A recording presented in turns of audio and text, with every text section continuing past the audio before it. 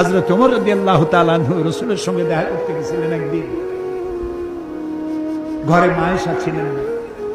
হযরত ওমর সালাম দিয়ে ঘরের মধ্যে ঢুকে দাঁড়ায় দাঁড়ায় কাঁদতেছেন, বাচ্চা শিশুর মতো ডুকরে ডুকরে কাঁদছে।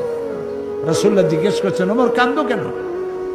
হযরত ওমর বলছেন, আমি বিশ্বনবীর ঘর দেখতেছি, ছোট্ট একটা ঘর, এক কোনায় একটা সরাহি পানি রাখার পাত্র কাইতে হয়ে পড়ে আছে, একটা গ্লাস কাইতে হয়ে পড়ে আছে, আর এক কোনায় 1 কেজি কি আধা কেজি জল পড়ে আছে, আর রাসূল শুয়ে আছেন দড়ি দিয়া বুনানো একটা খাটিয়ার উপরে, চাদর নাই, বালিশ নাই, হাত মোবারক মাথার তলে দিয়ে শুয়ে আছে, পিঠ মোবারকে দড়ির দাগ কেটে আছে। হযরত ওমর বলছেন, ইয়া রাসূলুল্লাহ, আমি তো বরদাস্ত করতে পারছি না, বিশ্বনবী তার পিঠে দড়ির দাগ, পানির পাত্র কাইট হয়ে পড়ে আছে, খাট নাই, বালিশ নাই, আপনি আমাকে অনুমতি দেন, আমি আপনার জন্য একটা তোষক বানাই নিয়ে আসি।